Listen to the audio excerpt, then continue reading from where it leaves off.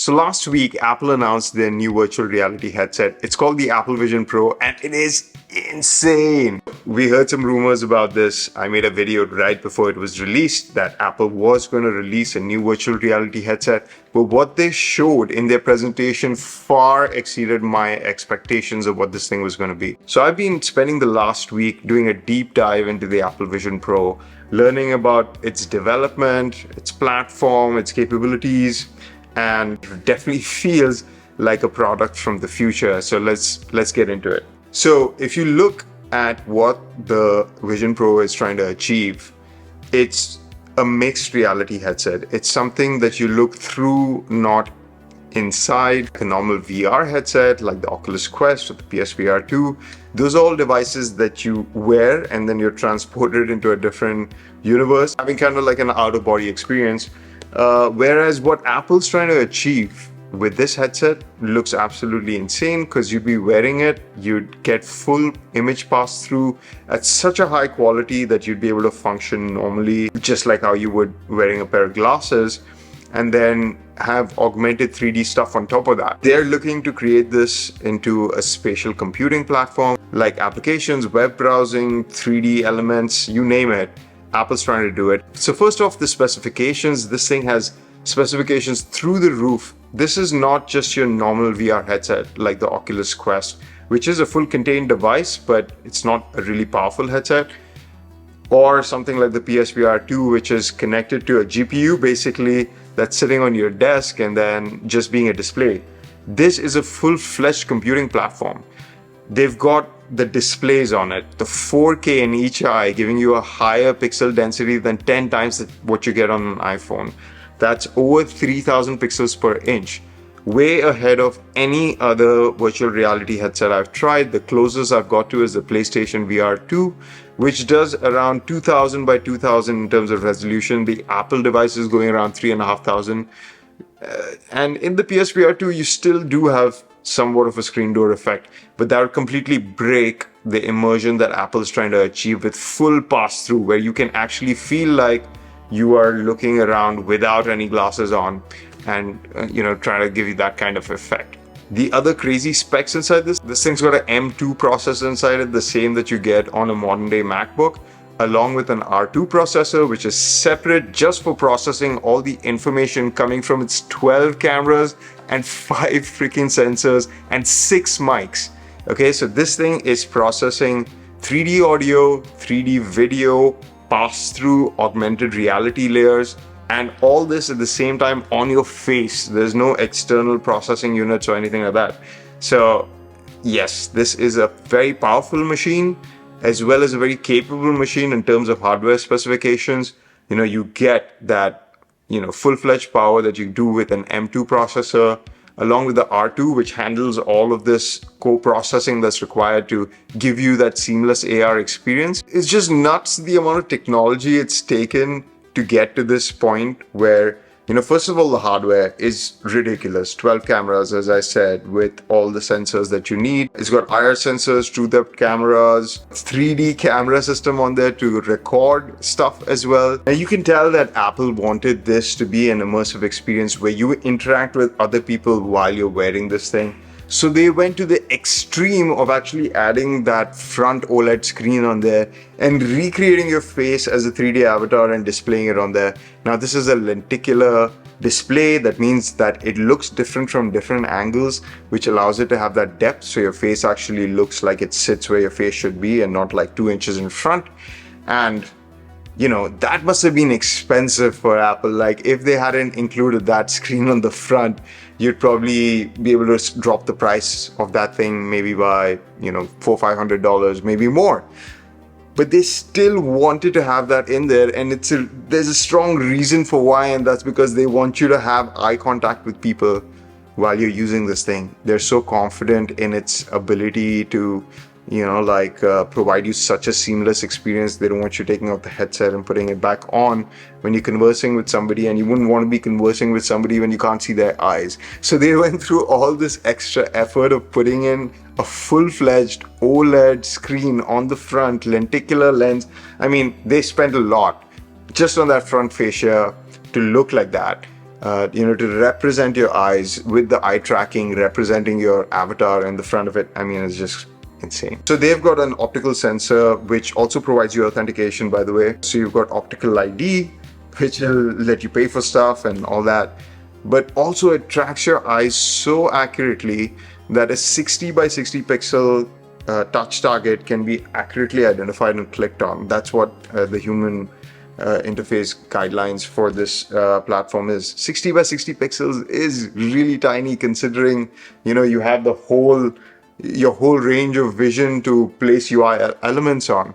And the way you control it is just by a tap. Like you tap here, tap here. It's got 4 cameras just looking for your taps. So you can tap with either finger from here, down here, up here, and you can drag like that, move stuff in 3D space like this. They really cracked the whole interface of how you would probably work in a 3D operating system. If this is basically pumping reality into your eyes in real time, then it can also record reality in real time, and you could relive memories through this thing. So when Apple showed the demo for this thing, I was really impressed, but I wasn't sure if they'd be able to live up to that level of immersion that they were showing through the demonstration. But from what I've heard from other YouTubers, it seems like it's legit. Like, this thing has reached a point in technology where it's hard to discern reality from a video feed piping into your eyes. Just the capabilities that this kind of thing unleashes is kind of ridiculous to think of, because, it's a fully immersive technology stack, right? Like, so full 3D environmental augmented reality with, the sharpness and clarity required to read a web page. I think that's been one of the main disadvantages of all these other devices. They just don't have the pixel density required to have a very clear reading experience. I mean, the PSVR 2 is the closest I've gotten to that. Like, it's nice, but it's not something I'd prefer reading my content on compared to my phone. So if Apple can achieve that, and it seems like they've achieved that, where you can actually read a screen, do your work on these kind of devices, then that's where I think Apple is really going to go beyond anyone else. Apple's been planning for this for years. You can tell from the amount of things that they've released over the last couple of years in terms of SDKs and things like that. Moving everything over to Swift UI, having ARKit as a platform, including the LiDAR sensor into their iPhones, doing something like SharePlay where 2 people with iOS devices can simultaneously stream a video and talk while doing it. Like, that didn't seem like a really interesting feature to have on a phone, because you could watch it next to each other. But if you're in VR, then it makes a lot of sense. If you and your friend want to sit next to each other and also watch a movie together, then SharePlay is the thing that you want to do. Clearly, this device has been in Apple's labs for maybe 4 or 5 years. I mean, the amount of technology that they've packed into this thing is insane, right? Like, first of all, the number of sensors and camera and new technology that they've put into this is next level. And on top of that, the software integration is so freaking tight. I've gone through all the developer sessions. I know how to write iOS code in Swift UI. So I'm familiar with the tech stack. It is so freaking easy to transfer your iPad app or your iOS app onto Vision Pro. They have made it so simple. Like, if you've already developed something in Swift UI, you can just take that app and pretty much with a few clicks, maybe a day's worth of work, you've got a Vision Pro version of it. And then if you want to have an even better experience with some of the new features that they have in the Vision Pro platform, like 3D menus and augmented reality layers within that, like, all this is all simplified. It's all happening at an OS level. So you don't have to put in all that extra effort as a developer to do that. But if you want to, and if you want to create those insane immersive experiences, you can, because the tool set is there. Apple's Reality Kit Pro and their new tools for developing on this platform look absolutely insane. They've got a full 3D editor now in Xcode, and you can do all kinds of crazy stuff very, very quickly on this platform. So I expect to see a whole range, like a whole ecosystem of applications. Pretty much anything that works on your iPad will work on your Apple Vision Pro, and even Mac apps can come over to the Apple Vision Pro. And not only that, the Apple Vision Pro has inbuilt support to work with your Mac. So like that's going to be another game changer where, you know, I don't need a triple monitor setup like this over here taking up all this space. I can just wear my goggles, connect to my Mac Studio, and have a triple monitor, a quadruple monitor, or how many of a screen monitor I want in virtual reality space in really high definition. You know, that's what Apple's going for. They want this to be a computing platform. They want this to be an experiential platform. The way that people describe looking at 3D videos and 3D audio and having the most immersive experience, the 3D cameras on there that can help you capture things in a completely new and different way. It's the price tag that's the problem, right? It's only the price tag that's the problem now. It's $3,500 for this thing, which is an insane price to pay. On top of that, if you wear glasses, probably going to be at $300-400 more. And you know, it is a hefty price tag, but it's going to change. It's going to change everything, man. Like it's going to change the way we use computers. It's going to change the way people interact with each other, socialize with each other. I mean, I really think, you know, we're at like that first generation of this technology where it's finally good enough.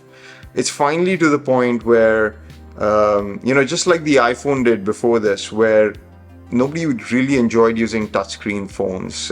You know, Windows had touchscreen phones way before the iPhone. But then the iPhone came out. It was expensive, but it used that capacitive touchscreen, which allowed it to have more precise touch controls, and that changed everything, right? Like on top of that, their beautiful operating system with their human interface guidelines and taking so much care of that.